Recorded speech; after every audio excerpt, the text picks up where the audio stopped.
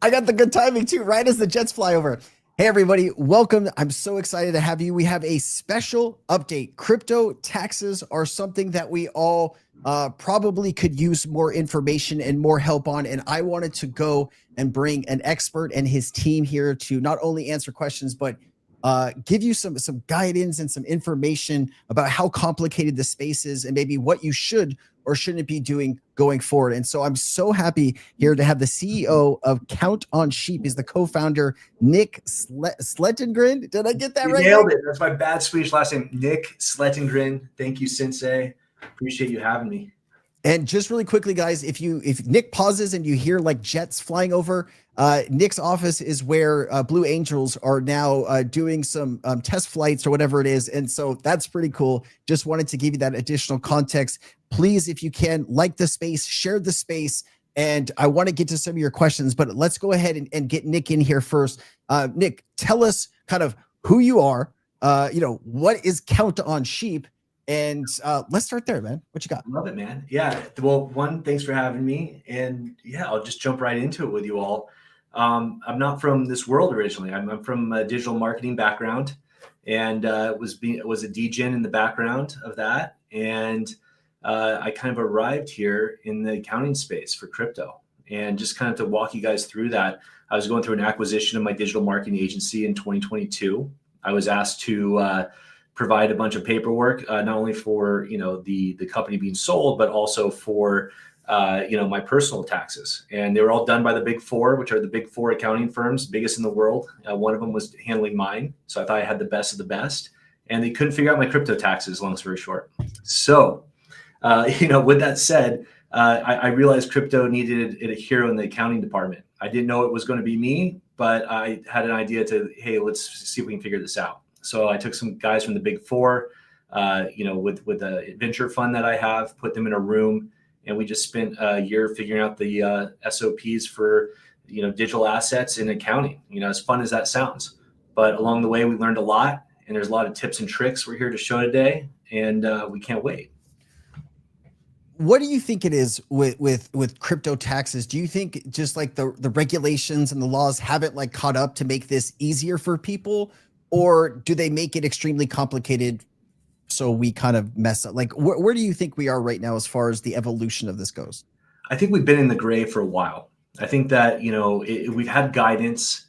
However, it hasn't been that clear to the typical retail investor. And I think that some of that's kind of by design. And I think some of that is, by sometimes just not knowing what you're supposed to be doing here in this space and what you're supposed to be paying and how much visibility. A lot of people think, oh, I'm in crypto and no one can see what I'm doing.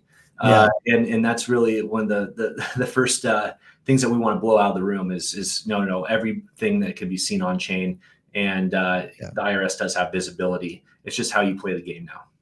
Yeah, the IRS, are nodes on the network too on some of these major blockchains, and so they can see and do pretty much anything that we think they don't. We think that they can't, but they definitely can. I've been trying to tell people that for the last few years as I got into all of this. But let's do this. What are the key problems in crypto tax preparation and accounting? Does your company Count on Sheep aim to solve or is solving at scale? Yeah, let me point out one that is kind of the big red flag that we're seeing right now.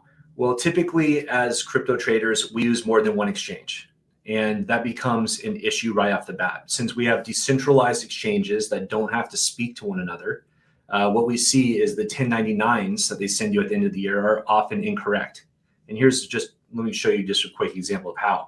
So if you're buying on Coinbase, for instance, and you bought, say you bought one XRP, and then you want to send that XRP over to, say, Binance to acquire something else. Well, transferring from wallet to wallet is a non-taxable event.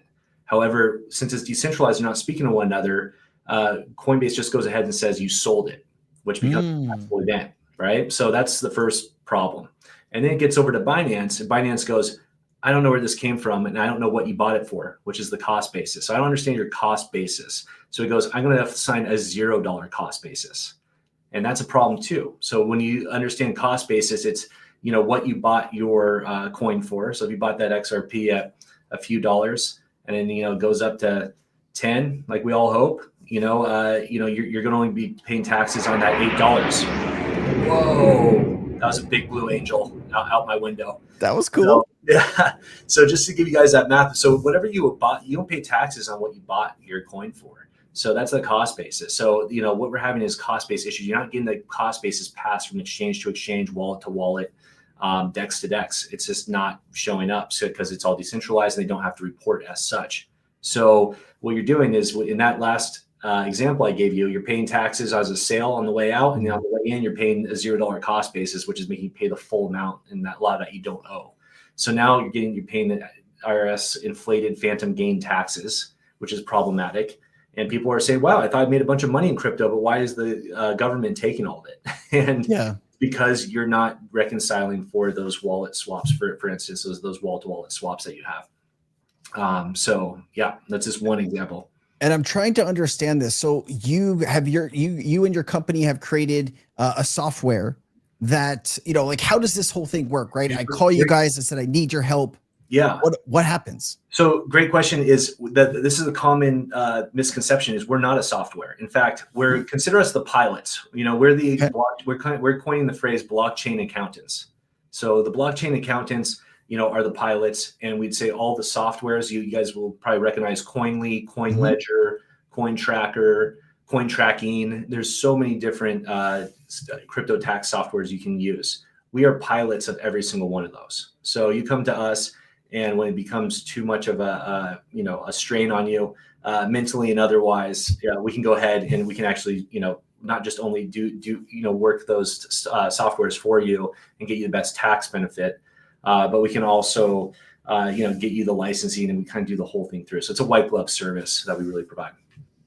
And so, this would be something beneficial for people that, either struggle kind of figuring all of these different things out, or somebody that is limited on time and wants professional experience to help somebody kind of go through all of these different transactions and find the cost savings and the benefits where maybe that we have missed personally, because maybe we don't know exactly what we're looking for or doing with all of it. And your team has those qualifications.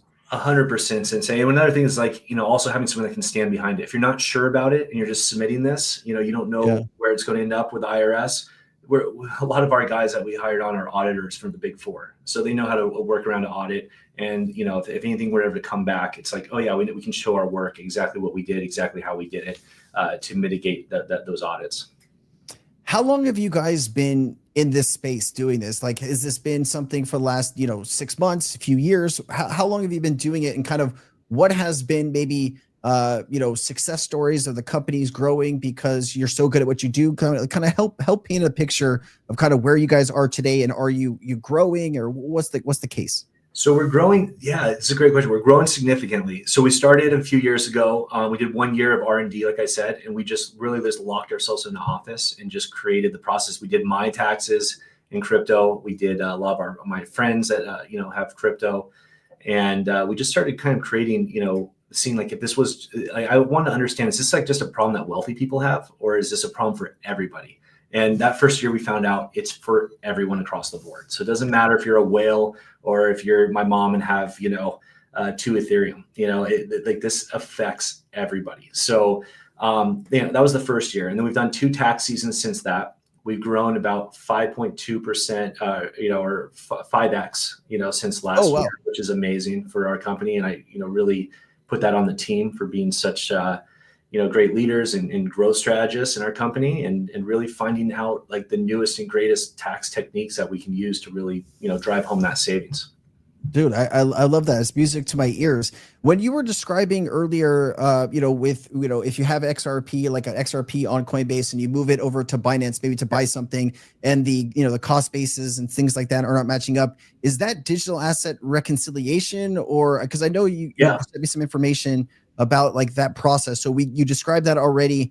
And then, once you guys kind of go through this process, get into Koinly, get in the back end, kind of update all of this, then you what do we do from that point on? Do we take all of your work and then we go to the person that files our taxes, or do you guys have a team that does that? Walk us through that part, because I'm still kind of. Let me walk you through the process. So like working with someone like us is, simply we say it with the software. Typically we go with Koinly. Koinly has been our favorite to use, and it's been our client's favorite because of the UI. It's easy to look at dashboard. You know exactly where you stand as soon as you get in there. It's not a lot of extra clutter on the dashboard. So it's mobile. So I think it's a great little tax software. So we really appreciate the guys over at Koinly, and we prefer to use them. So we help you guys onboard all of your accounts. So if you're, have anything from, your Binance to, the other exchanges, to your DEXs, to your wallets, everything gets sucked into Koinly. And then once there, we can actually go through, and that's when the reconciliation starts. That's a digital asset reconciliation. This is the secret sauce, and this is the part that a lot of people are getting wrong, is how do I reconcile these all correctly? How do I match them all correctly in order to pay the least amount of taxes possible while staying compliant? So that's where we really jump in, and our analysts go through, and we actually start connecting all the dots for you and really getting that accounting picture. And then from there, we go through and we do some more, techniques that the wealthy use, that everyone should be able to use, like tax loss harvesting. So like, where did you guys, what's down in your portfolio? And we'll recommend different things to you, like, hey, you got rugged on that one deal and on that one meme coin, and you should take that loss. You shouldn't just sit there and say, I'm out. You need to take that loss against your future gains with your other coins. So we'll point out all of those for you, and then we can fix those up as well. And then, there's a lot of other, then another thing that we should bring up is the cost-based modeling. This is a more, this is a technique that a lot of advanced users use as well in their taxes, where you can choose the model that you want to be taxed on. So first in, first out is the worst. And this is the new standard that the IRS has chosen, of course, right? So this is when you bought, once you bought that Bitcoin at, $5,000, and now it's over 100,000. Well, now you're paying $95,000. That's your proceeds that you're paying taxes on. But once you bought a Bitcoin at 95,000, and now you're taking you want to sell that coin first and only take a $5,000 tax liability. So that's being able to cost-based model. And now that's going out of style as of this year. But what we're going to be able to do is use spec ID. And if you come to a firm like ours and you actually say that, when we say, hey, we're going to use this model for the whole year, like, the highest in, first out, which I pointed to last time in that example, then you can trade on, you can actually use that cost-based model the entire year for your trading. So that's the workaround. They kind of left this loophole open for people, but it's just the average retail client does not understand this. So we are able to put you on the right model at the beginning of the year, and make sure that when it's tax time, you're paying the least amount possible, and you're also choosing those coins that have the least tax liability first. I didn't that's something that's pretty crazy. Like, you could be like, oh yeah, this is the XRP you bought in 2018. Yeah. This is the XRP you bought in 2019. And then, you're looking at which has the best cost basis. Like, I didn't even know to think of doing something like that. And that's pretty crazy. Sebastian did ask here, and I think you're kind of breaking this down step by step, but like, if somebody is listening to what you're saying and says, man, I really could use Nick's help and Nick's team, like, what is the step-by-step to kind of get in contact with your team to start this process? How long does this take? Right. Yeah, we're not here to take a bunch of people's time. I mean, once we have a really streamlined process here, and what we do is you basically book a call with us. We'll do it for free for Sensei. And we just want to hear about kind of what you have going on. And within 20 minutes, we can figure it all out together. From there, if it looks good, we push you straight on to, we'll send you out one of our contracts. We'll send you, an onboarding kind of guide. And then, we'll give you right into our onboarding specialist.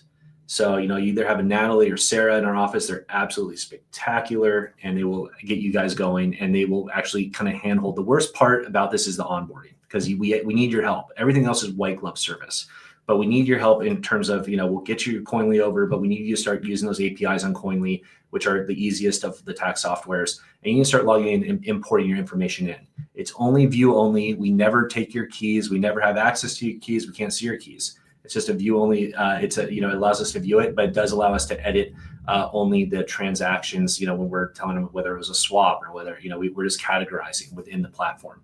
But that's not where your coins are held or anything like that, nor does it have access to that. It's just mirroring what is in your accounts, so we can, reconcile what's going on. So then after we got you onboarded, it goes into our reconciliation experts on board that are located here stateside, in our office, in our secured office, which is great. And then we'll be able to do your digital asset reconciliation. And then once that's all done, we get the 8949 ready for you. That's the tax paper you need to provide your CPA or upload to your own TurboTax. And then you'll also need some Schedule D information as well that shows, what your proceeds were as well and what your tax liability is. So we provide that number as well. And then that just goes straight where you keep your CPA firm. We believe in that. We get so many people, that CPAs that recommend us now for their clients. So we don't want to step on their toes. We don't do the filing, but also if you need a CPA, we have such a great network and we can send you over to one of the top CPAs and get you filed. When I'm dealing with my crypto tax person, I know that they have to have someone that comes and helps me do a few things. And then I'm getting charged, by the hour to get this help. And it's probably more expensive to get my CPA's help than maybe to go to your team. And I know I'm not thinking like, hey, this is, super cheap, but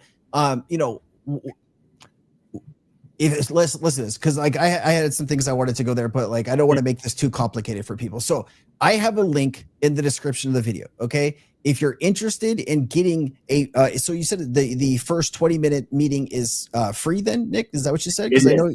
Yes. Okay. And we have different ones. If you want to speak to, one of our guys from the Big Four, that's we do bill for that consultation. So if you have a lot of things going on, it's probably worth the money. Talk to someone like Matt Leong right here.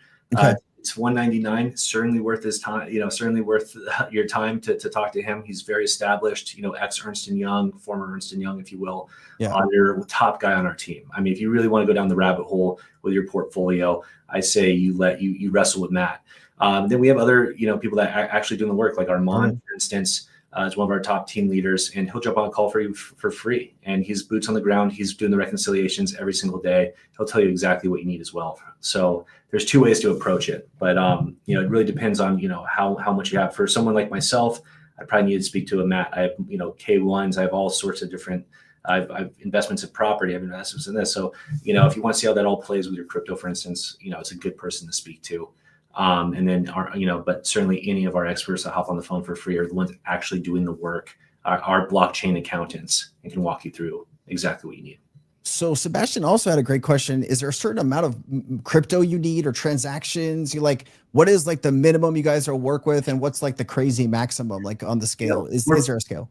Where we typically find that what you're paying us is you're far exceeding that in savings. Probably around that $20,000 mark.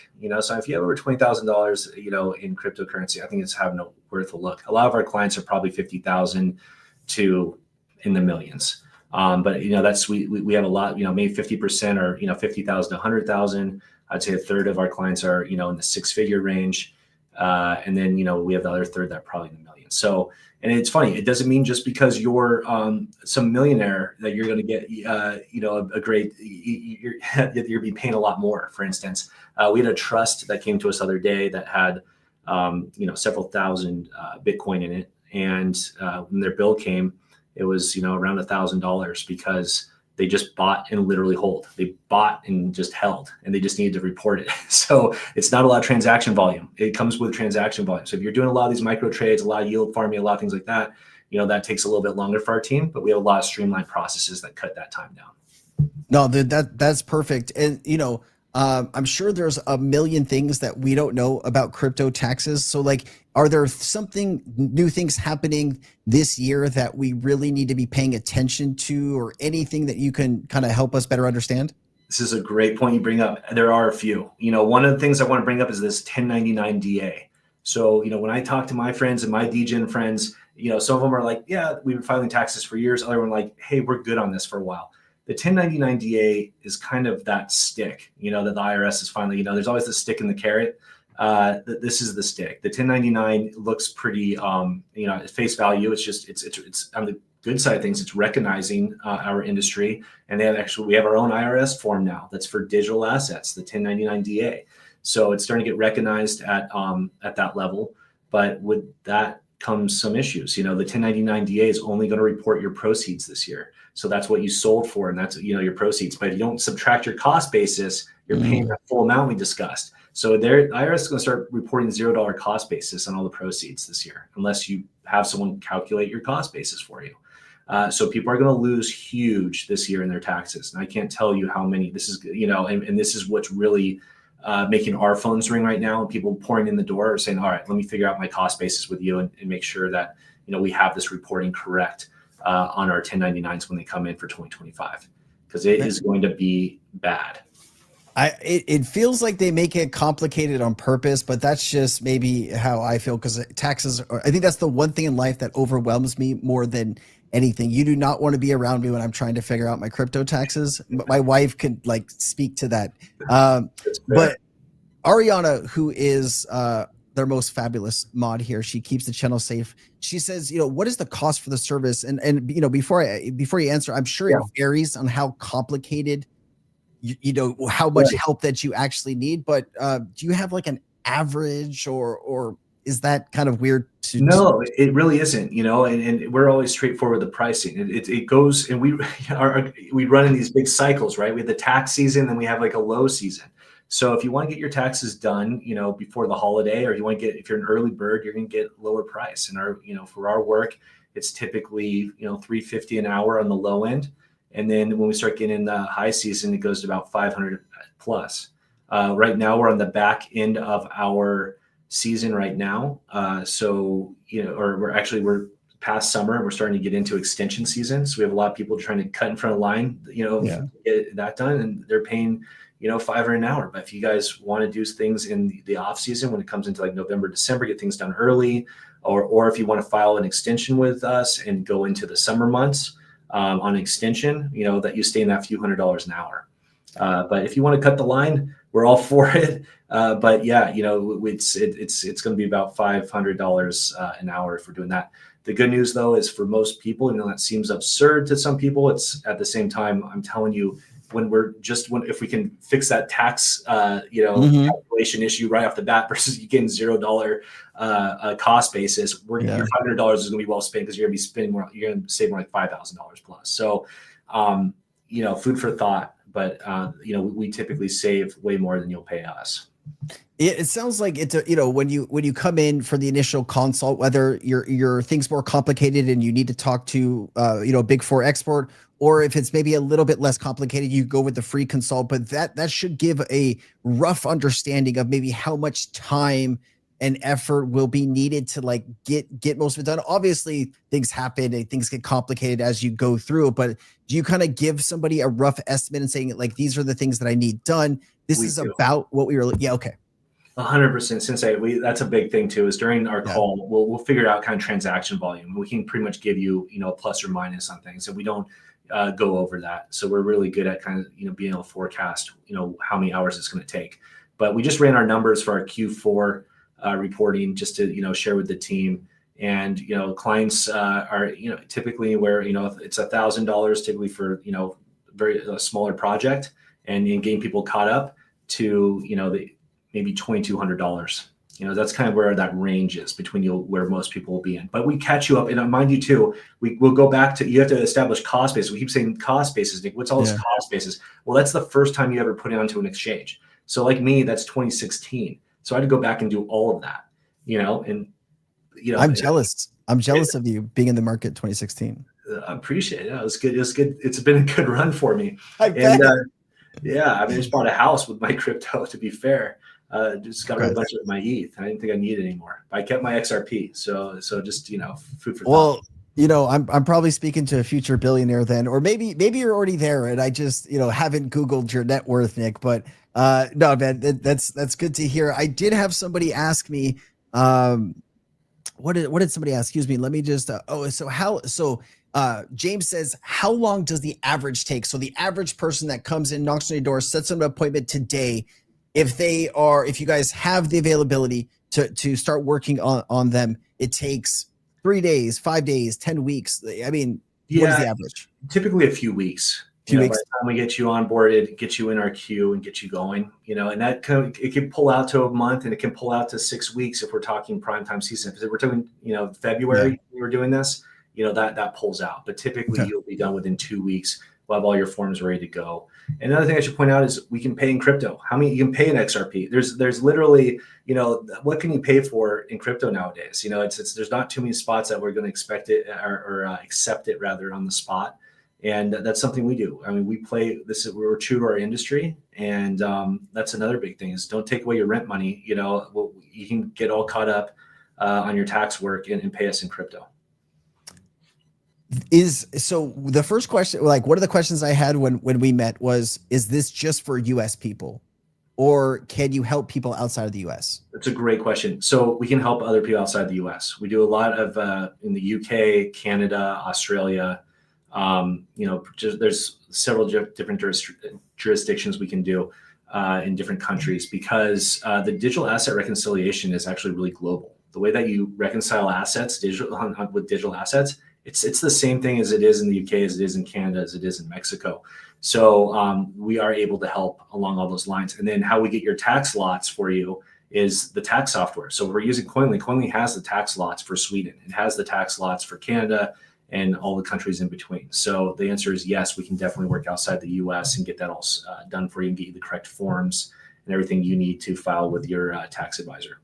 No, that's brilliant because I know there's a lot of really incredible people that watch the channel from the UK and Australia and some places in Europe. So it's good to know that you guys have solutions for probably a lot of those countries. And this is something I really want to know, man, because what are the most common mistakes you see crypto investors make when reporting on their crypto taxes? Like, what is the most thing you're like, oh man, like this was probably something that could have saved you a lot of money? Or is there anything that stands out when I ask that question? I want to tell you that, one thing I think the wealthy, I'll answer what the wealthy do well at first is, and they're not telling you, is the tax loss harvesting piece. This is the part that the wealthy don't want to tell you. And all of them are using it. And you can use a blockchain explorer and you can jump on chain and you can look at these people that are basically making they're trading out of a position and they're buying it back at a lower rate, and then they're taking that delta and they're writing it off on their taxes. They're saying, hey, is this a wash sale rule? Well, the wash sale rule doesn't exist as of now, as of this date on this show, because we are not a security in the crypto industry. Our coins are not securities. So they've been deemed as such. I think that's going to change here. And I think that loophole is going to change. But the wealthy know how to take a loss against future gains. So they see it as opportunity. They do not care when they bought in. They don't care if they bought in at the top. They don't care if they bought in the middle, if they bought the bottom. It's all good to them. Because if they do see it move down, they're going to take those losses because they know it's going to move back up. And now they're not paying taxes on some of those gains. So I really want to point that out. I think that's one of the biggest things you can take away from the show is use that, tax loss harvest before it's too late. And, one way to do that is simply, take, X coin, whether it's XRP, you push it into stable coin. And then if you want to buy back that XRP position at that new rate, you can go ahead and do that, at this current, where we stand right now. Or you could go ahead and, if you're done with that coin, it's not going anywhere, some meme coin you bought, then you can buy something else that makes more sense. But remember to take your losses because everything, as we know, it comes in the ebbs and flows of the markets and it's going to go back up. But if you bank all those losses against your future taxes, why aren't we doing so?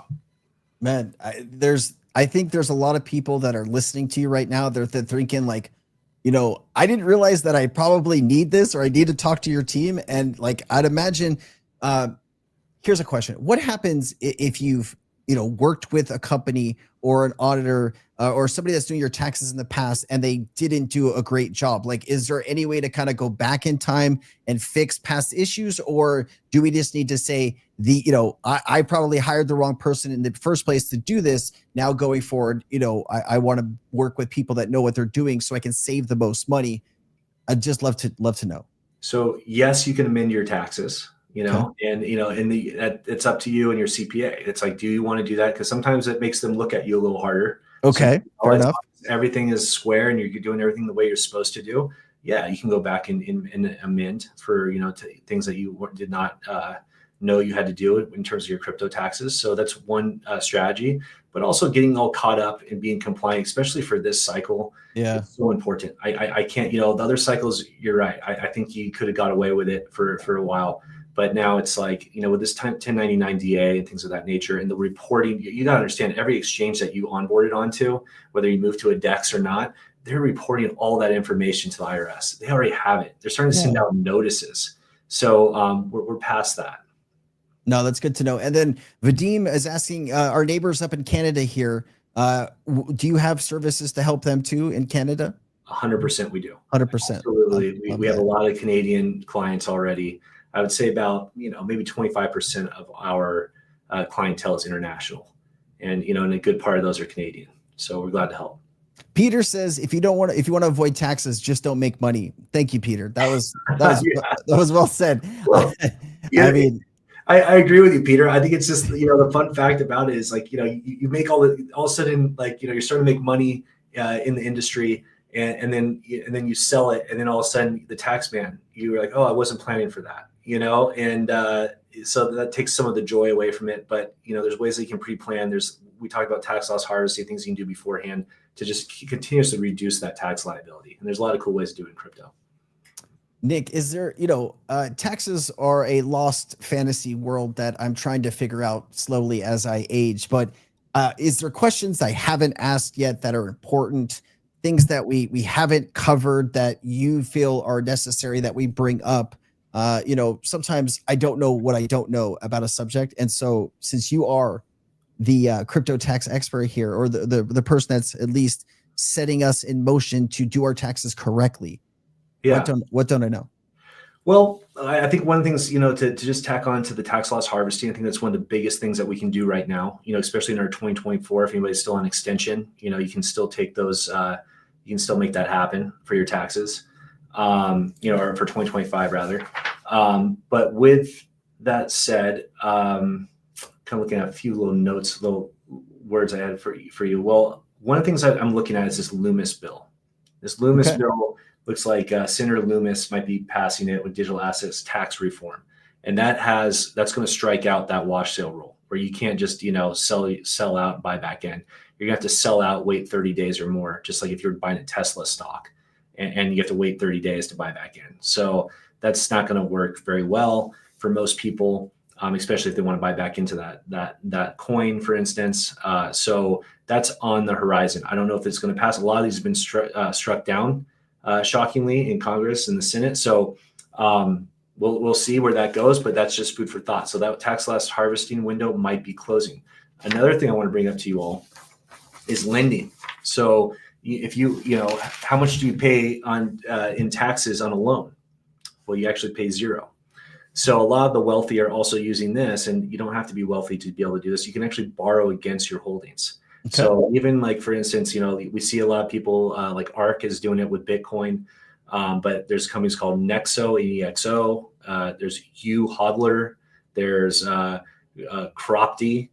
So these are a few that will allow you for like XRP, for instance, and they'll look at, how much XRP you hold. It's typically like 50% loan to value. So if you want to take out a loan on, 100 XR, or 1,000 XRP, you have to put up 2,000, to back it. But there's ways to, where you can take out loans, and as it continues to go up, you can continue to take out more loans. This is the way that the wealthy do it. Elon is notorious for doing it like this, along with a lot of other individuals. But now that's accessible to just the typical retail investor as well. So I think that's a cool way to do it. And but not necessarily just to do it or for lifestyle. I don't give advice there. Yeah. But if you have a hard asset you want to buy, for instance, or you want to take some off and put into a property or something like that, this is a great way to do it. We have just the some of the best comments here. Curtis says, how do we avoid taxes? And then Lola says, hey, it's the tax man. So you're getting some love in the comment section here. Thank you all. So here, because I know there's some people that are just joining us, let me just catch you guys up here, okay?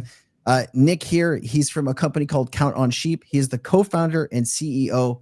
He has basically developed a company here that can help you properly prepare your taxes. They work with some of the best technologies, aka Koinly, to find solutions to help lower some of your cost bases and find solutions to help save you money so you're not paying the tax man, everything, right? The whole kitchen sink. This company here is Count on Sheep. There is a link in the description of the video. There are several things that you can do here. If you're not sure how much help that you need, there's 2 meetings you can set up here.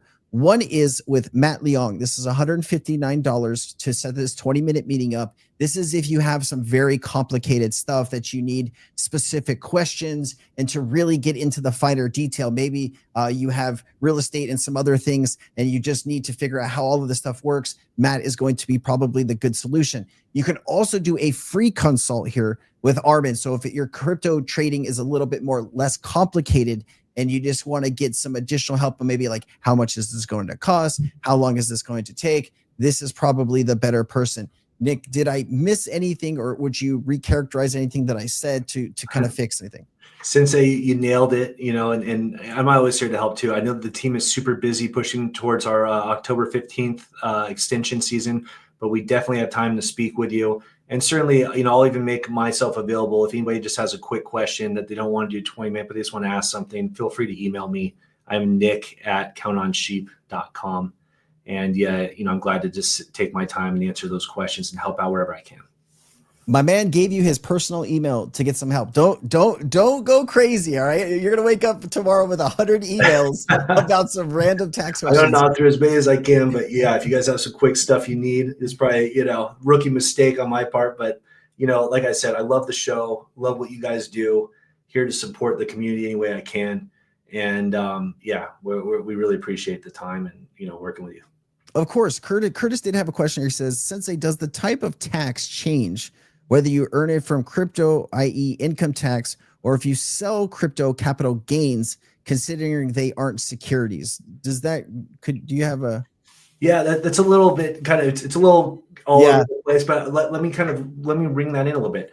Yeah, if you're accepting crypto as payment, you're paying an income tax. And if you're a guy like me sitting in California right now, that's not a good place to be. You're paying your income taxes is high. So, but capital gains for the typical retail investor, when you're buying, you're selling, you're holding. So if you sell in that first year, you're going to pay short-term caps at under 365 days. 365 days or more, your long-term caps.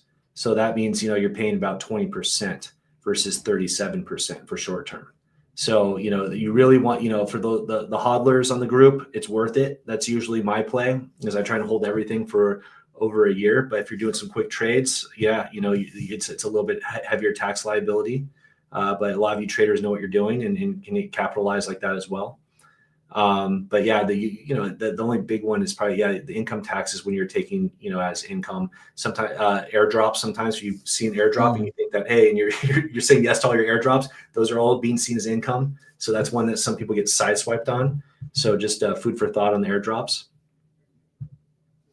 Nick, I mean, listen, you've given us a lot to think about. Remember, guys, you don't have to just be in the United States. If you are in Canada or some other places, reach out to the team, see what solutions they have. They do work with Koinly, which is a software that I've been using to do a lot of my crypto taxes. And that is probably the best software that I've seen to help prepare. Nick, anything that you'd like to say in closing? I just want to make sure that, we covered everything and you got a chance to, speak your mind at the end here. Well, I mean, one, I appreciate the time as always. And then, the other plays, I think this is going to be one of the more complex, tax seasons that we've ever seen, and I'm not here to scare anybody but I just want to let people know that, that these are like those 1099 DAs and some of these things are coming out.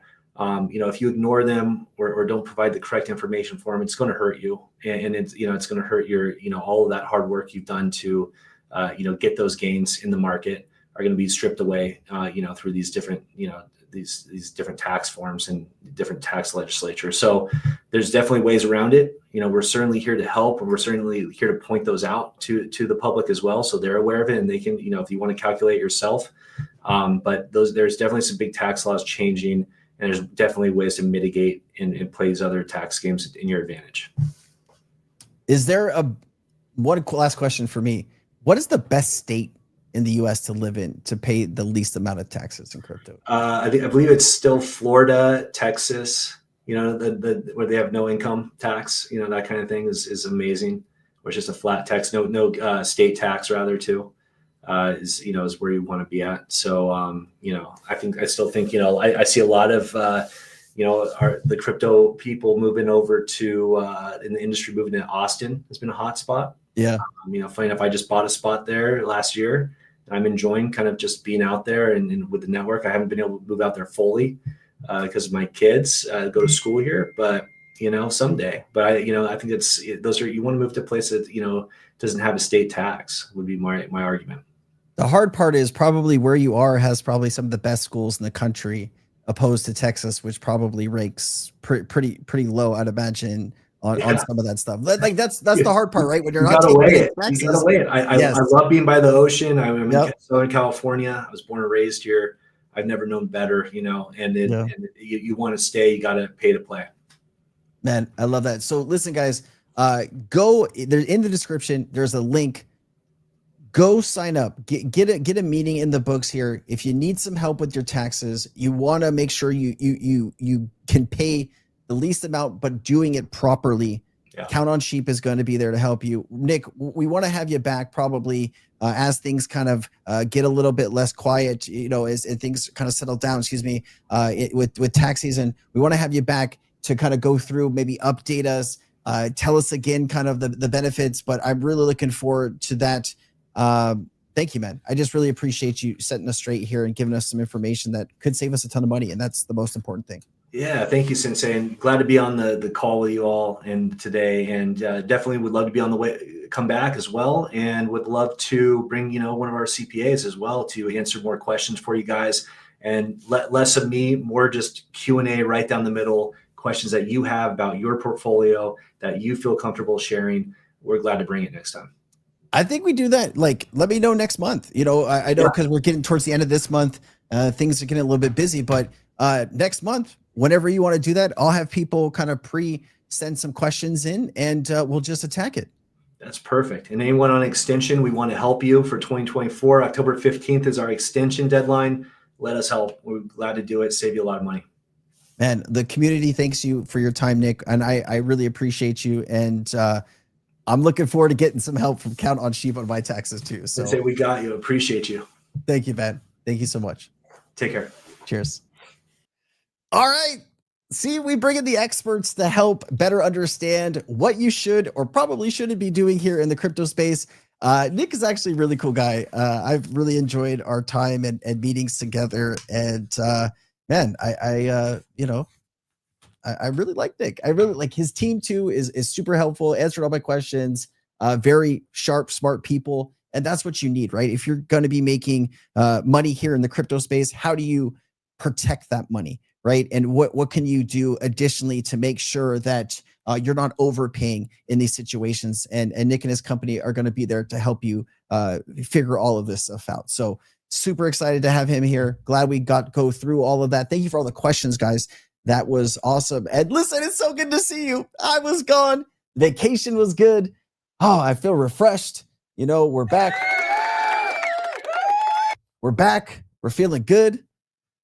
I'm so tired. That was some crazy trip. But anyways, here, let me just, let me show you this one last time, guys, because I think it's very important. All right. If you need help here, right? Remember, there's two ways to do this. The free consult here is if your taxes are maybe a little less complicated, okay? Go ahead and set up a free consult. They're going to tell you what you need to do, what the process is, and you can rock and roll. If your situation is a little bit more complicated and you are still trying to deal with your 2024 taxes, you probably need to be reaching out like today, set up a meeting and get help, because we only have like 20 days left in order to prepare this. And the team probably would need to get on this right away. So you probably want to do a paid consult if you're still dealing with 2024. But yeah, contact these guys, man. They're super sharp. They'll hook you up. I'm really excited that we went through that. Refresh Sensei. Yes. I'm going to I have a bunch of photos I want to show you guys, but I was going to do that in tomorrow's show. I hadn't really planned to get into the photos and things like that, but yeah. How's everybody doing? It's great to see Ariana here, Chipper's here, Hailstorm's here. We got all kinds of people here. Lola's here. Great to see you, Lola. Curtis, I have a question. I was doing laundry yesterday, and I was listening to a bit of Jake Claver's chat, and I noticed that somebody had asked a question about a market cap multiplier. I didn't see him answer that question. I was hoping he did answer it and you knew what he said about it. I'm very eager to hear what his personal opinion is of here, I'll just do that. I'm interested to hear his personal opinion about market cap multiplier, because I was waiting for an answer, and I didn't want to sit around for like an hour and a half trying to hear one answer. But let me know. Sensei, I have a button you need to purchase. It's $10. What's the button? Like one of these buttons? If it's, as long as it's not the button that turns me into a robot or a monkey, I'm good. But I don't remember him answering. Yeah, I figured he wouldn't. Man, I am always trying to buy the dip. I'm thinking of going into my wife's closet and selling all her purses or something just to get some additional money into XRP. No, I'm just kidding. Yeah, I'm always trying to buy more crypto. I'm always trying to buy. I don't recall him saying, but Mikkel, who works at DWP, talks about it frequently to support of mod for Mikkel. But like, what does he say though? Right? Because my understanding is once liquidity is in the token, you're not going to get the 100x or 500x, which makes sense, right? If you look at Bitcoin, we saw a market cap multiplier for Bitcoin, right? It wasn't 100x or 500x because there was more liquidity in Bitcoin, but isn't that going to work itself out the same way? That's just how I've been thinking about that. If there's something that I'm missing, I'd love to better understand that. Sensei, it was good with the chipmunk button. No, robot or monkey. Dude, the chipmunk button is dangerous, man. It was so dangerous.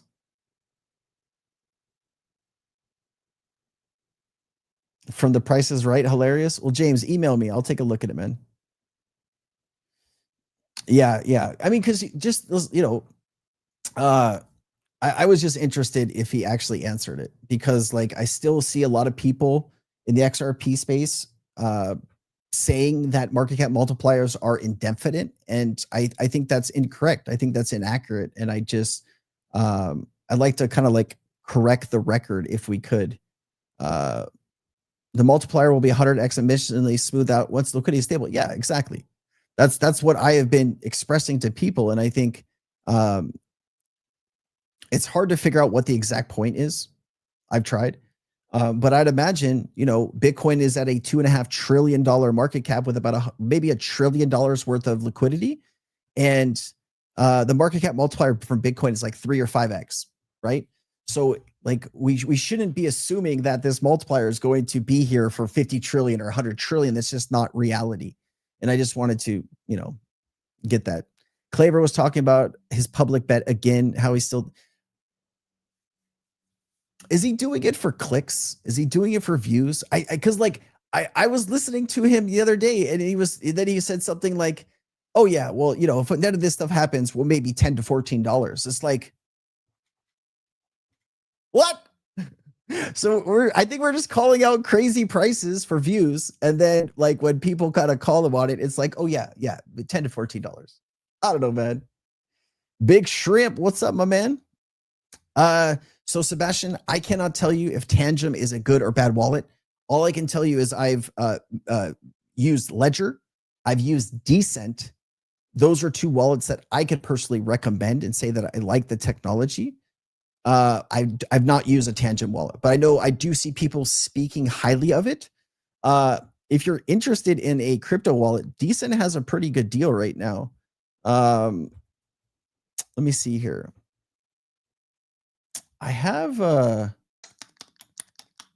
on. Let me just give me 1 second here. I have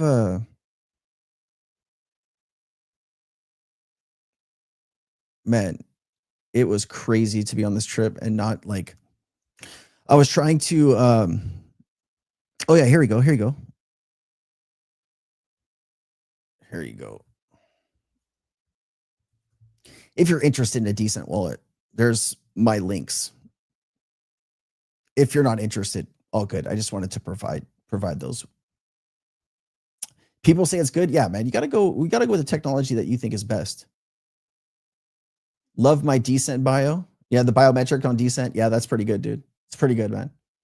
I do like the technology, right? Because you download an app on your phone with Decent, and you log in with your thumbprint, and your phone and your wallet connect to each other, and you can do stuff. It was really simple. Like when I was doing it for because I'm working with Decent and I'm working with Ledger right now, and they both sent me like here.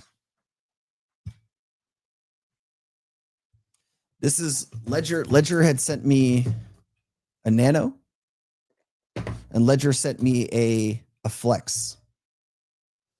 So I'll be doing some reviews on these here in the next few days.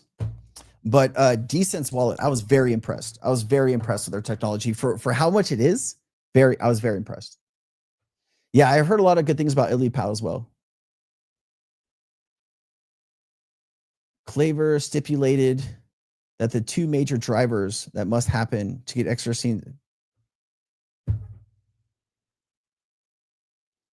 I mean, like the Japanese carry trade, I can see that maybe happening, but okay. So oil right now, obviously, there's an issue with Ukraine hitting Russian oil refineries, and that is spiking the price of oil in Russia specifically. There's not enough oil. It really will be. You have to look at like Saudi Arabia and all of these other OPEC providers and things like that. But I don't know, man. Do you think it's going to happen? I think it was for clicks, man. The market cap multiplier increase by the amount of inflow within the shortest amount of time within relation to a percentage of cost price, I believe. Yeah, but still, like you're going to hit a point, right? You're going to hit a point, whether it's a 500 billion market cap or $1 trillion market cap or $2 trillion market cap. You're going to hit a point where there's enough liquidity on either side where the market cap multiplier will not be 100 or 500x. And that's what you kind of need for stability for the price, right? If you don't have these crazy multipliers, the price will be more stable, right? For inflows and outflows. Sensei, is institutional grade custody with someone like Caleb and Brown, or just go as cold storage? So, Peter, I have no experience with Caleb and Brown. I've heard the name before, right? But I don't know anything about them. And if you don't have like hundreds of millions or 50 million or whatever the crazy number is of crypto, like if you are, if you have 100 grand or less or 500 grand or less, you probably can get away with using some of these cold storage wallets, right? Decent, Ledger, whatever makes you happy, whatever fits your style, right? Only if you have like wealth that you're worried about something happening, would you go and spend the money for institutional level custody, right? Because that is going to be more expensive. And every trade you do and every like sell and move me into money, they're going to take a piece, right? So you just got to find the best company with the best rates and the best technology. And yeah, seems like a lot of what ifs. But hey, man, all good. That's the only problem I have with Jake. And I mean, I'm sure I have a ton of problems. Let's not slide by that, right?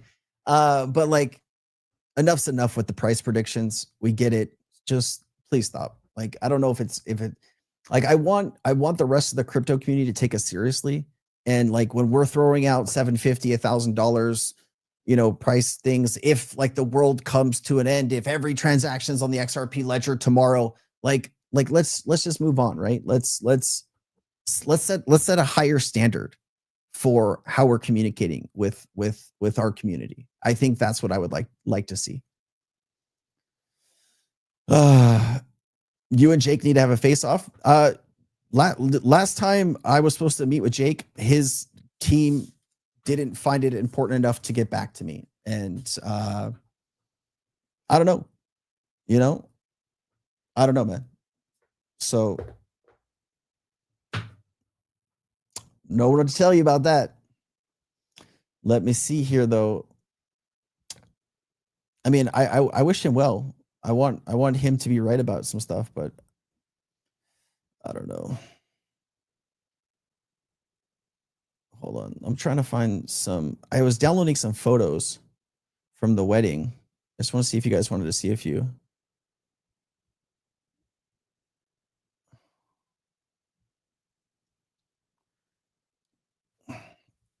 Here, check this out. All right. So we were out on the farm, and the farm has a bunch of chickens and little chicklets. And we were hanging out, man. We were hanging out. You know, this chicken, this little chicklet, his name is Fred. I named him. And I just hope Fred is doing okay, you know. We also, you know, there's a few tractors there. I didn't get to drive the tractor, but I did get to climb in there and look silly, you know, with the tractor. Let me see here. Here, I'm going to show you. Oh, what happened there? I was going to prepare all this for tomorrow's stream, but I just wanted to show you a few things here. Why does that not work? Hold on. Oh, I think because I've opened Twitter. Hold on. Nope. Okay, now this just doesn't want to work for me. Sweet, dude. Sweet. I love it. I'll have to set up like something a little bit better for you guys to check all this stuff out. But man, pastel is life. Yeah, I cannot share the rest of it. I think it's kind of glitching. Sanjay, were you an Aster? You know what? The community was. I didn't get into it. I was. If I don't disconnect on vacation, I'll just be not on vacation, you know. And I was trying to focus more on the family, and you know what was important to me at that time. And I didn't. I was sent it. I probably should have checked my messages, but I think there was several people in the community that were called in pretty early. I know one of my community members got it really early and made like, I don't know, 25 grand or something. But yeah, there's a lot of information floating around. I believe a Paul Barron interview with Phil Kwok gave excellent explanation of multiplier for XRP. I will. I'll look for that. Well, Big Kahuna, I'd imagine you saw the interview. So do you know? Do you have the gist of the market cap multiplier and how, like, at what point is that going to be? I mean, I'd imagine I'm correct on this, like the thought process, the logic behind it. But you know, there's maybe something I don't know. We'll have to see. Luis says, you and Zach Rector are my two favorite guys. Guys to go to: Oscar Ramos and Austin Hill, 3 and 4. Luis, listen, man, I appreciate just being in your number 1 or 2. That's an honor. Thank you, man. Thank you. It's crazy to spend this time growing, learning, you know, reshaping our understanding of the crypto space every day. And it's just incredible to have somebody like you, you know, on this journey with me, man. And I consider that a privilege and an honor. So thank you, man. Rough McGruff, if Bitcoin can reach 100,000 without being as useful as XRP, why wouldn't we expect XRP to reach those prices? So like, this is the crazy thing, right? I was on vacation and I was still doing some content because I cannot disconnect from the content. Like it is a part of me, and I live and I thrive off of it. And like on the trip, you had the Bill Dole announcement with BlackRock and Vanek. You had the DBS Franklin Templeton announcement, right? You have the repo market announcement. I mean, when you're talking about the global infrastructure of the next financial system, try having that conversation about technology without bringing up Ripple or XRP. I like, how are you going to do that? I don't know, because I think Ripple is trying to show that the XRP ledger, as well as RLUSD on Ethereum or on the XRP ledger, can be used to basically do anything these financial institutions want to do. We can not only speed up the process, offer you even more security, offer you auditability, right? Because this is one of the biggest problems when you're sending a transaction right now. Somebody in a back office somewhere has to verify and do all of these different things. Think about how much money that you're going to save, not just off of the back end, but how much money you're going to be able to save just on the payment itself. I mean, it's a win, win, win, win, win, right? So the only question now is how long is it going to take left? And how big is this going to get, right? That's the only thing that I'm thinking about. What question are we talking about? Thoughts on H-bar? Sebastian, like the assets that I am still buying right now, XRP, XMXLM, H-bar, ADA, and I bought some more Flare today or yesterday. SUI. I think ADA is still gonna do some crazy numbers. H-bar, obviously, XDC, SHX. Dude, I mean, like, I think SHX is gonna do some good runs too here.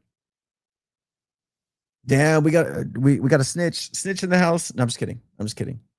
The model Quack demonstrated how large inflow of capital combined with limited exchange liquidity could lead to a rapid and dramatic price increase. He wouldn't say exact numbers. I don't think like, I don't even think somebody as smart as that knows the exact numbers. I think it really is going to depend on how much liquidity comes in and how much is available.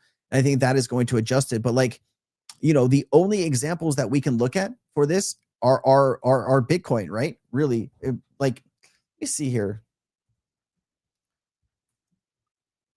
Let's do something here.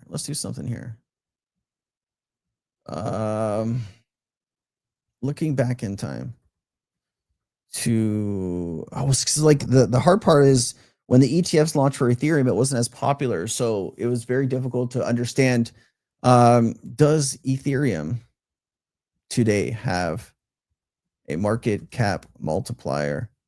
It comes into fresh inflows and outflows. Multiplier. What was the market cap?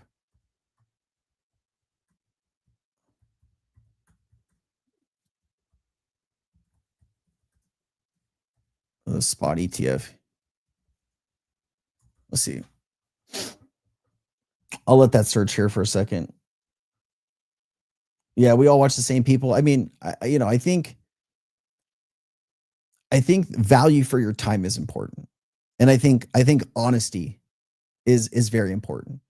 And if you can find somebody that gives you value and can be honest with you, even about some of the hardest things, right? Just to tell you how they see it and how it is. I think like that's what people are looking for. And I think all the people that you guys are talking about do a very good job about bringing that information up. Let's see here. Ethereum does have a market multiplier when it receives fresh inflows and outflows.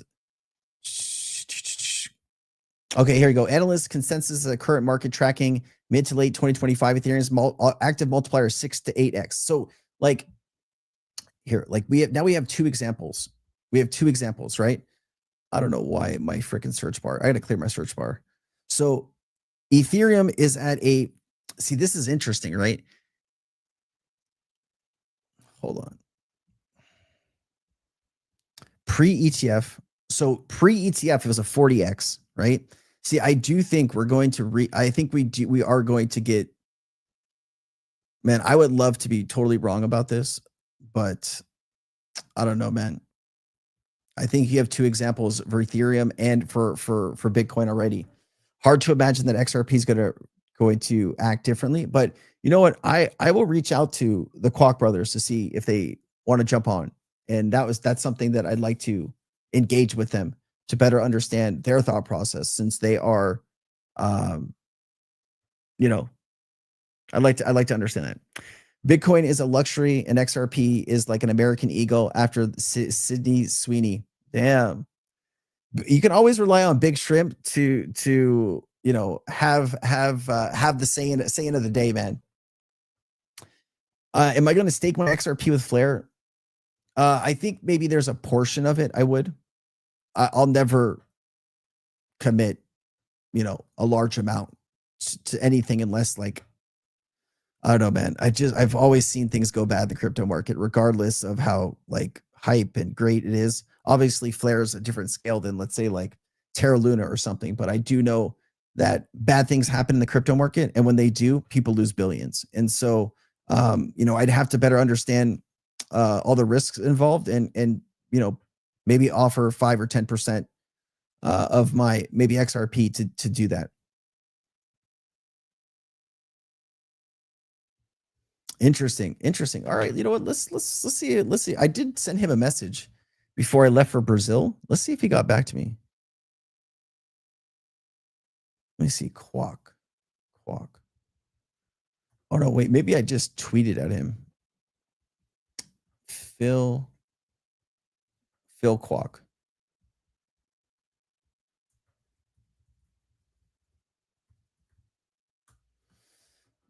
All right.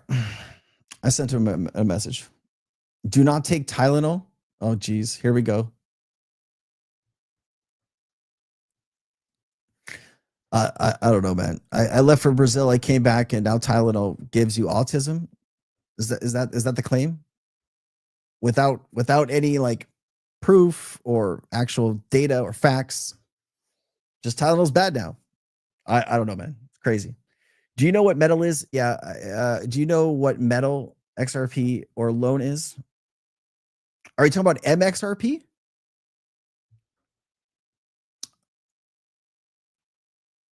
I think you're talking about MXRP. Ooh, do I think BlackRock will list an ETF after the SEC approval? So you mean after the SEC approves like the rest of them? So Robbie Mitchnick was interviewed. Like, did you guys see this? I did a video about it today. It'll come out tomorrow.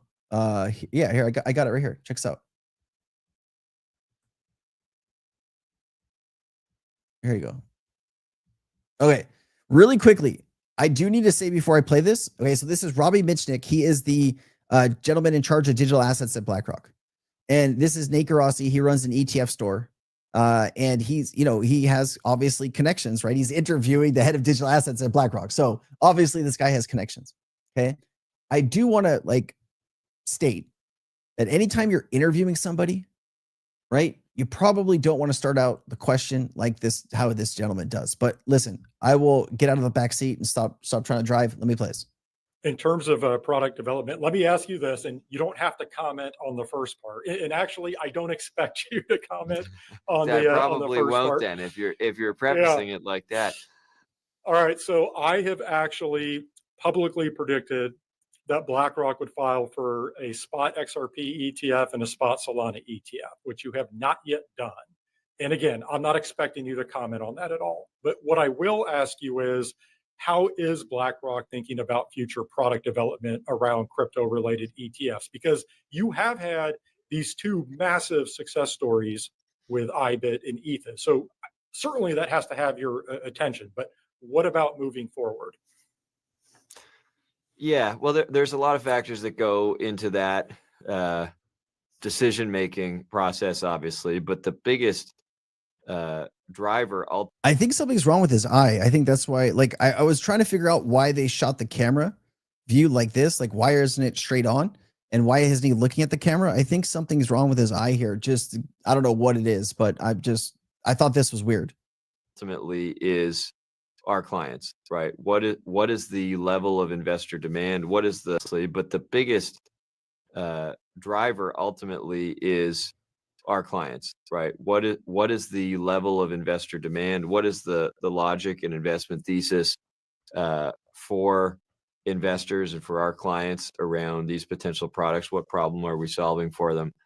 And so when we think about other potential opportunities in this space, obviously we're looking at things like market cap, liquidity, maturity, but also clarity of investment thesis and overall sort of product and portfolio considerations in terms of how clients long-term are going to be able to use products in this space, build the types of portfolio exposures holistically that they want. And so that's a constant evaluation process. It's not a fixed point in time thing, but ultimately that's the kind of process that we. Okay, so basically what he said there is we're waiting for the customers to demand the product.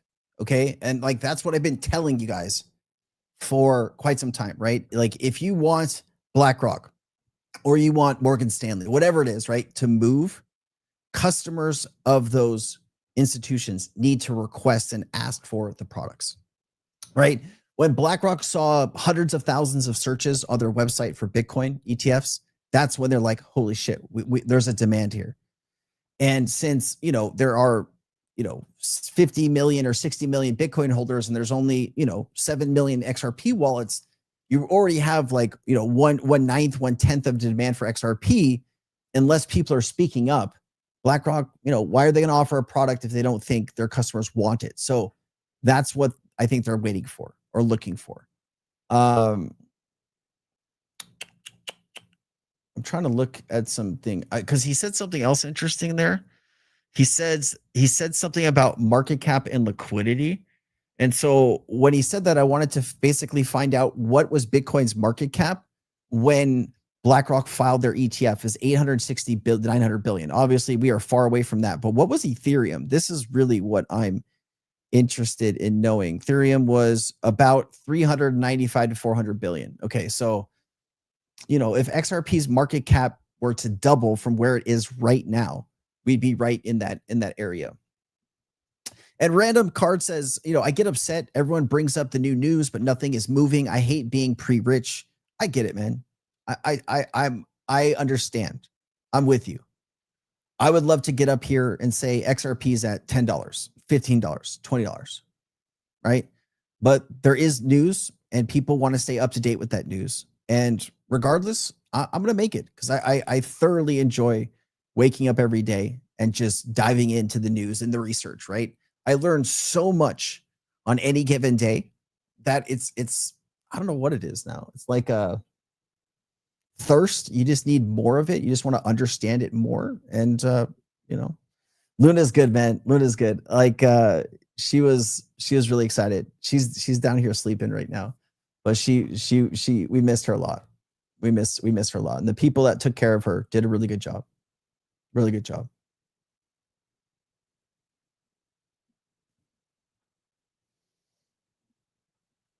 No, hey Sensei, I'm sorry I came late to your live. I don't know if you mentioned it, but what's happening with XRP? Why is it dropping? So no, it's not just XRP. The rest of the market, is struggling a bit here. There's just a lot of it could be 100 different things. But right now, the news and information, at least how I understand this, about the Fed dropping rates is because the economy is in some tough shape here in the United States, right? And I think people don't know if the market's going up or down, and I think September is always a tough month. I do think over the next few weeks, though, the market will start to rebound and start to head up for all-time highs on a lot of altcoins and different assets, but September can be a little choppy. Obsession, that's probably right. That's maybe what I was looking for, your name. Obsession. Yes. I don't mind being pre-rich, never sell my XRP, borrow. Scott, man, great to see you. How's life in Hawaii, Scott? How's life in Hawaii, brother? Yeah, September kind of sucks, man. I know, like, that's kind of the reason why also, too, this was good timing for me to kind of take some time off and go to Brazil. And, just coming back, a lot of the altcoins that I'm bullish on are down to like, 20, 30, 40, 50%. And, you just kind of, it's one of those things you just got to get through it. Right. And it happens. The market will rebound. It'll come back. It's just right now, I think people are trying to digest what's actually happening with the economy right now in the United States. And I think people are not sure how this is going to play out over the next 6 to 12 months. And there's people that are bearish and there's people that are bullish. And who's going to win that fight? I'd imagine the bullish people are going to win that fight for the time being. Sensei, I wanted to say, oh, here, let's see here. Vadim says, Sensei, I wanted to say, Jake really believes what he says. He doesn't mean to upset anyone with his predictions. He doesn't upset me. I just like, like if it was like 1 minute, I'd be talking about a $750 or $1,000 XRP.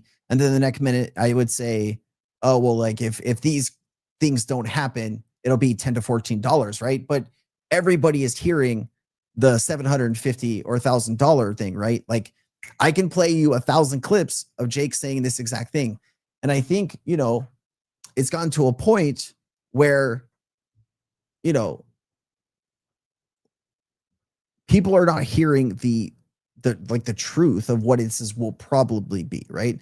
Like if I walked around and said XRP is going to be $10,000 in 5 weeks because the entire world's financial system is going to collapse, you know, like, and I truly believe that, right?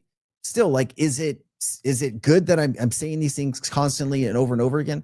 I don't know. I think, you know, you're kind of just telling people what they want to hear instead of giving them the real information, right? And like maybe that's easier for him because he is getting asked a lot of questions about it, right? And it's easier to say, yeah, you know, if Japan's whole financial system collapses and people start rushing out of Tether and Bitcoin into XRP will be $1,000. I think that's, you know, I don't like, I'm not mad at him. I'm just saying, like,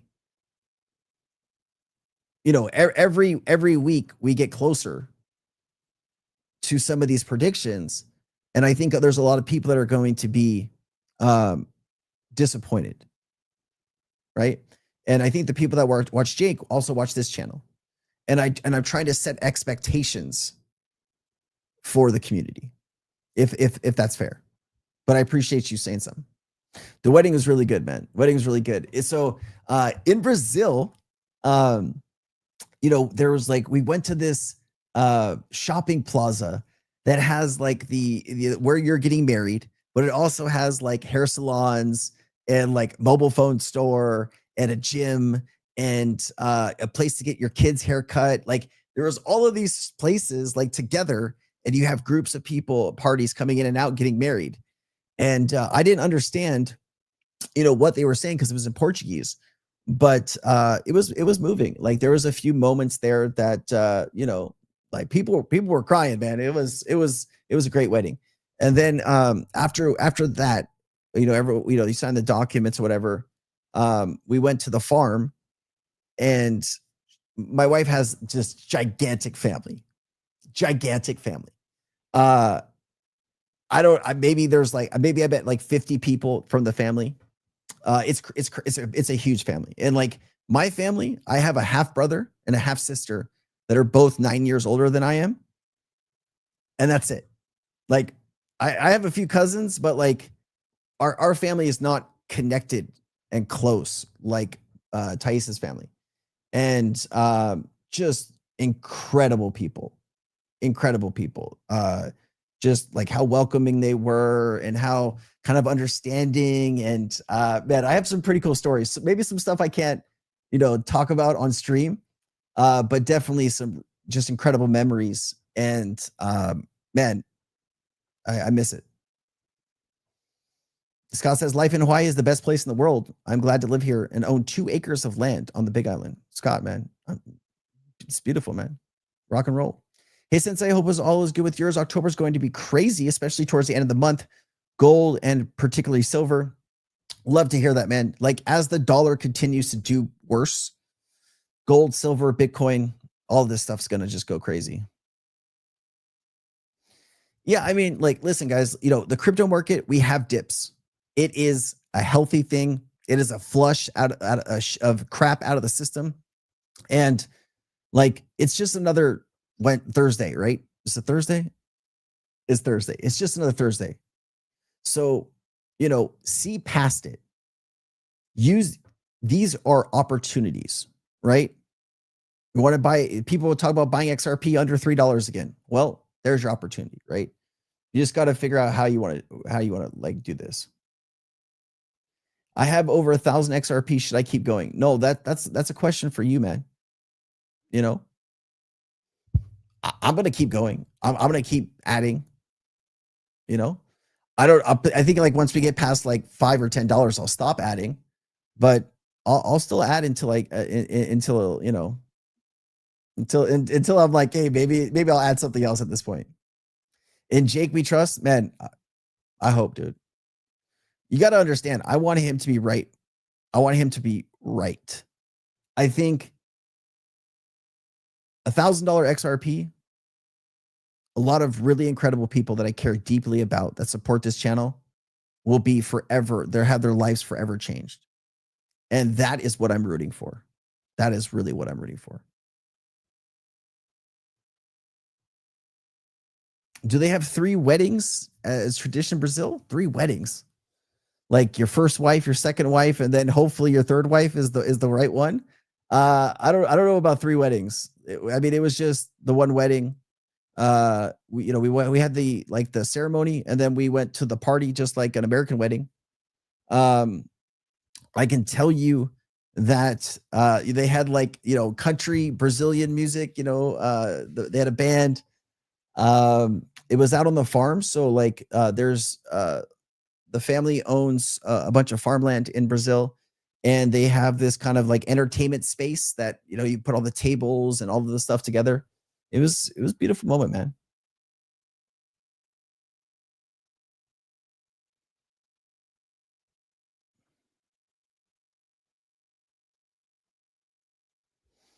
Can you talk about people saying retail XRP isn't used on the ledger?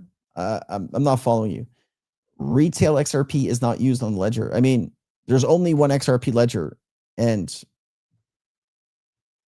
like if you're setting a transactions or you're doing something, it requires XRP. There's no like, are you talking about like private ledgers that still, I mean, like I think I need a little bit more context on what you're talking about. Oh, 3 day. Like it was a Saturday and then it was over on a Sunday. Yeah, it wasn't 3 days. I don't know if I could have gone for 3 days, man. Like that would have been, I don't know. I don't think I could have. I think you can see I'm still exhausted because like it took us 36 hours to get there. And we were there for like 5-6 days. And then it took us 35 hours to come back. And just as my body got used to the time and everything there, then we come back and like I'm all back to front.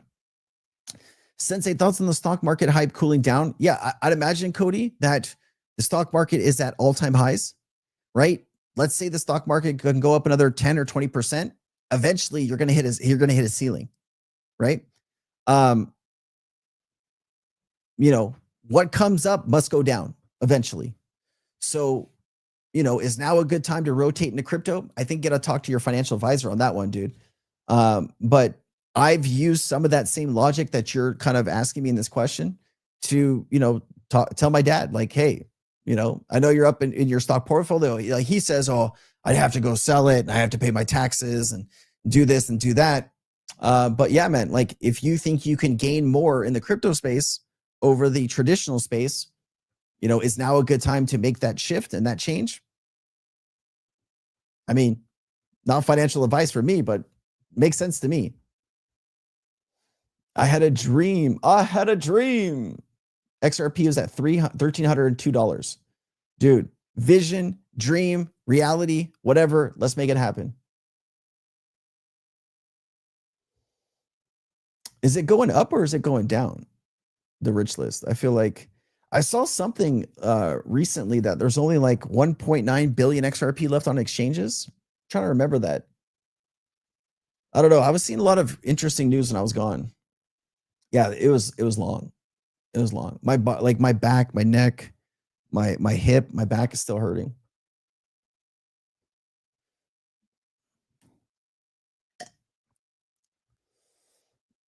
No, that's great, Jacques.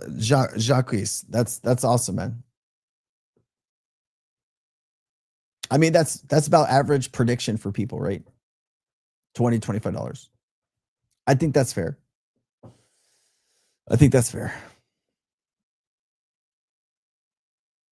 Kaneohe is freaking beautiful. Like you go through the poly and you come out the other side and you just see, or you go over the H3. That is a view. That is a breathtaking view. I think we all have, I think like we're all thinking the same thing at this point, right? You know, $30 would be a 10x. You're talking about what is that? Maybe a right under $2 trillion market cap. Be cool, man. Last time I went flying, I had a massive headache. 21.2 hour flight. Had to force myself to sleep. 36 hours is insane. So, well, it was 36 hours from travel time, right? One plane, 36 hours. I don't think that's possible. But you fly from well, first you got to get to Sao Paulo. So we were staying in a place called Uberlândia. So we flew on Latam, which, you know, not the best airline, but it's the best option out of what you can choose there. So we flew from Latam. We flew from Uberlândia to Sao Paulo. We were there for like 4 or 5 hours. Oh no, we were in Sao Paulo this time, excuse me, for 8 hours. And so we actually went to, there's a Marriott in Sao Paulo. We went and stayed there for 7 hours and just rested. And then we went back to the airport. We got on a flight to Houston.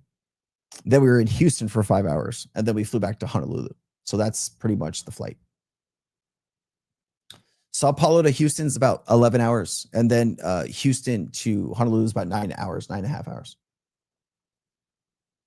Could you imagine the ETFs not being approved, though? I think there would be a little bit of a frustration in the community. I think you would have a massive dump if the ETFs don't get approved. But at this point, like you've already approved, like you approved the Rex Osprey because they found a way around the rule, right? Or they had a pretty clever way of going forward through it. You also have the Hashdex ETF, the basket ETF that was approved. It was like Bitcoin, Ethereum, XRP, XLM, and Solana. I think the SEC at this point is going to approve them. The fallout of them not approving it, I don't know if they'd want to deal with that. Right? I don't know if they want to deal with that. Richard, good to see you, man. Keep me updated. Yeah, I saw that, dude. I saw that.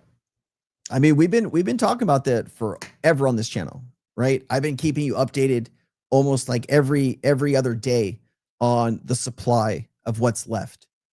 And people are crazy if they think there's, 50 billion XRP just floating out there, right? Ripple has their escrow.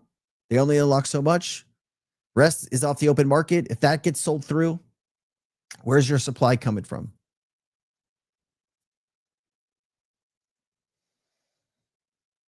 Jay from Mix, what's up? What's up?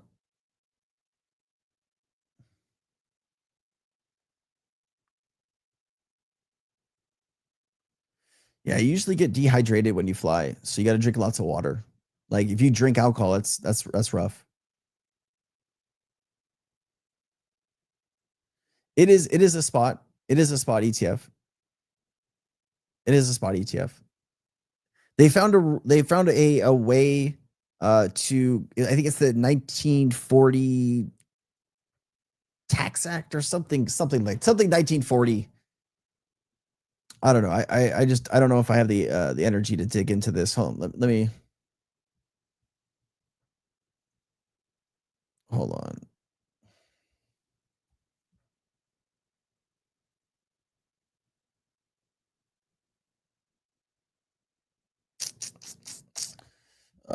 Hold on.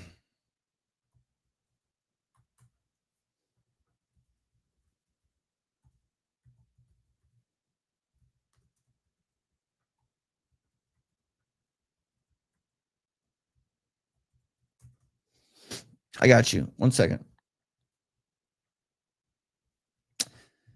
Let's see here. The XRP is structured as a 40 Act ETF. There you go. Meaning it is registered and regulated investment company instead of an exchange traded product, ETP.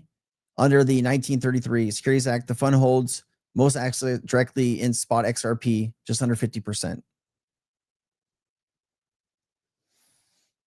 And ETFs managed in the Cayman Islands, yada, yada, yada. But yeah, this is how they were able to structure it and kind of get around the regular approval process. I mean, you can call it a hybrid, whatever, but it is requiring fresh XRP off the open market to fund that ETF, right? There's a portion of it that is straight XRP. So I mean, you can call it what you want. You can call it a hybrid, you can call it whatever, but it is requiring spot XRP. Yeah, fully backed is requiring fresh XRP, right? Christopher, what's up, dude? I know we're here on a Thursday. We're hanging out. We had Nick here from Count on Sheep, tax expert, him and his company, if you're interested. When Ripple becomes a bank on November 29th, they might not let any more XRP out of escrow. So there goes the argument, though, Scott, right? Because there's people in the XRP space that say all escrowed XRP is taken, right? How many people have you heard say that the escrowed XRP is spoken for? There's NDAs, there's 1,700 NDAs, and all the XRP is spoken for, right? So which is it? Is it spoken for or is it available? If it's spoken for, it's not Ripple's to claim, right? Or it's not Ripple's to hold or decide what to do with it. If it's not spoken for, which I believe a large part of it's not spoken for yet, then Ripple can do what they want with it. Just they got to abide by the rules of the court, right? Every month this year, Ripple relocked up 70% of the unlocked XRP. There was 1 month where they had 670 million that was relocked instead of 700 million. And my thought is, if that XRP is already spoken for, why wasn't it issued to the places that it was spoken for? Okay. When you relock the XRP, it relocks it for what, 48 months? I don't know. I'll let your mind take that. Count on sheep, counting sheep. I don't know. It's an interesting name for a company. I didn't really get the explanation of why they chose that. I think that would have been a great question, though, Curtis. I should have probably asked that.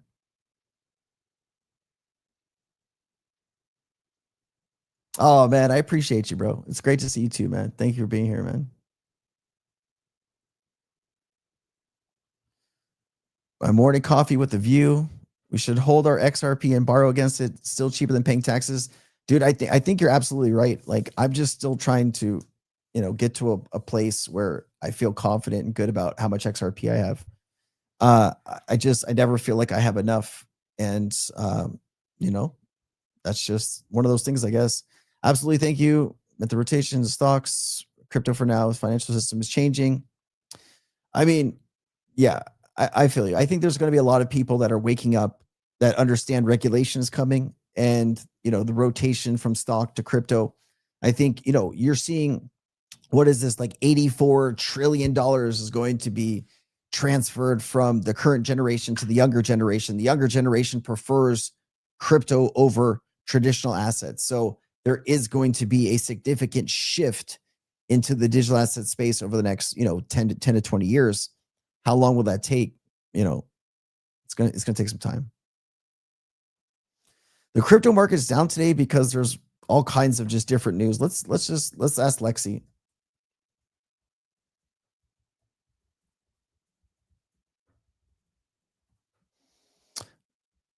Let's see what Lexi says here.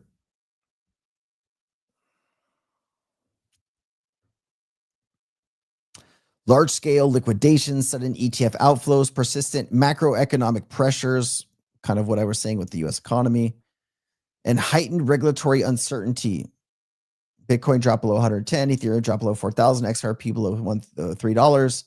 Over 1.6 billion in leveraged positions liquidated this week. God, they really love to liquidate us, don't they? ETF outflows, macroeconomic and Fed signals. Here you go. So this is why I believe the market is bearish. Macroeconomic and Fed signals. Despite a recent rate cut, the Federal Reserve's hawkish stance amid robust GDP data, stubborn inflation, and fresh fears of possible U.S. government shutdown. So U.S. government shutdown is what I was looking for. That is the problem. One of the problems. It's not good. It's not good. And I think there was like a few days that the Mike Johnson, he's in charge of the calendar and when politicians in the Congress are there or not there, when they're voting on what they're not voting on. I think he kind of shut down shop for a few days, and they're trying to figure out a best path forward right now. But there are people believe that the government will shut down. Usually when you see government shutdown, whether it's a week, a day, a month, markets are very shaky because of the uncertainty.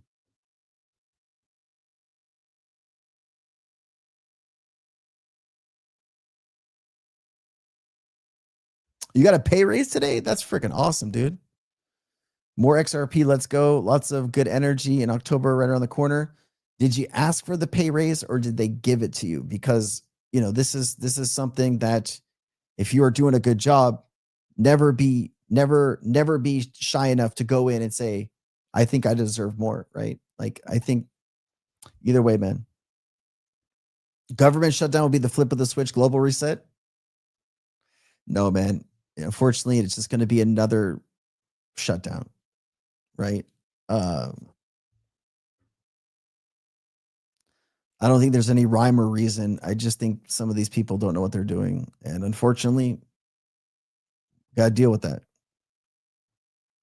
Yeah, dude, I've been, so let's just talk about this for a second, right? And obviously, you know, this is a tough subject depending where you live in the world and what you believe in.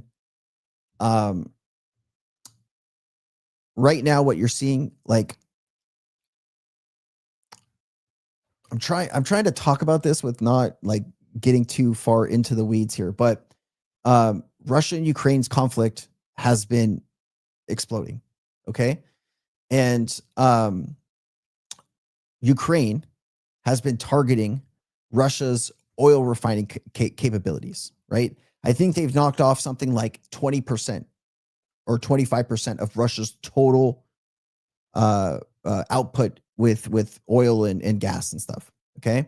You're talking about tens of billions of dollars, probably more, right? Probably more. And so NATO is taking a position against Russia right now because like Poland and some of these European countries are worried, right? Germany just said something like they are prepared to take in, or they are preparing to take in up to 1,000 casualties or wounded per day. Like NATO in the EU is expecting a war with Russia. And so what is that going to do? Right. And so you have this tension that's built up now between the US and Russia, because I think Trump personally likes Putin. And I think Trump realizes, or has been realizing, that Putin's been lying to him about stopping the war. Russia can't stop the war at this point. Russia is in too deep. Okay. You look at the central bank of Russia, rates are 25, 30%. Bankruptcies in Russia are at unseen levels. Like people can't afford anything right now. And they're spending what, like 40 or 50% of all GDP on the war. Right. So at some point that's going to start affecting the people. And so Russia and Belarus just had these like big war games. There was like something like, I don't know, it was like 80 to 100,000, maybe a little bit more soldiers on the border. And they were worried about, I think, them going after the Sawolski Gap or something like that. Anyways, I try to stay up on all of this kind of world, things that are happening globally. And I think that regardless of what we want to happen, I think they're preparing for some type of major conflict between Europe, NATO, and Russia. And that's scary. That's really scary because the Russian drones have been going into like Poland and Finland and all kinds of places. And jets, right? There was some jets off of God, what is that smaller country? Estonia, right? Russian jets were off like the coast of Estonia recently. And so it's building to something. And it's only going to take somebody somewhere to hit a button to shoot down a fighter jet. And this is going to take it to another level. And I think there's some tension right now in the world for that. And I'll show you a channel, right? Because like I personally like to listen to this channel as much as I can. Obviously, I cannot spend all day on this stuff, but this is the channel that I get my news from about just global issues, whether it's war, conflict. They cover a lot of Russia, Ukraine, NATO, Russia, what's going on in Venezuela. This is the channel that I rely on for a lot of that news and information. I also watch like The Sun and a few other places. But I'm very interested in trying to understand some of these global conflicts and what is that going to do to the global economy, right? And kind of crazy, man. You demanded it. You should. I think a lot of people are underpaid for their value, and partly is they don't speak up and ask for it. Blake, thank you, man. Just got here. Love your videos. Appreciate you, Blake. How's it going, brother? Daisy says, take advantage of the opportunity and buy now. Daisy, great advice. Thank you so much for being here, Daisy.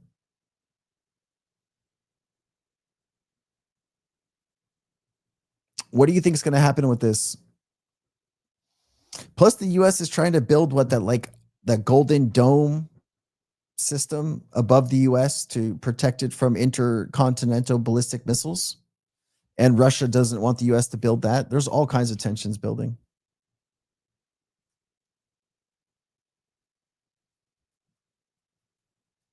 Anytime, dude. Anytime.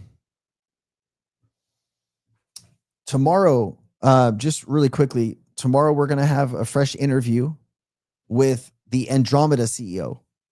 And then tomorrow I'm going to get into a update about my trip.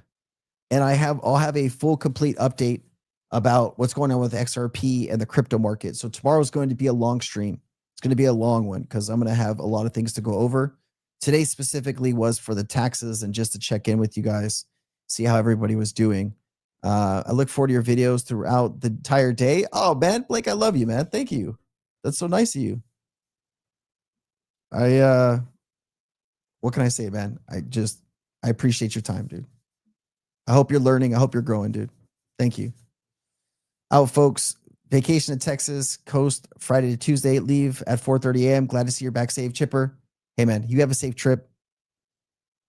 Wherever you're going, send you love, send you support. And we'll see you when you get back, man. Appreciate you.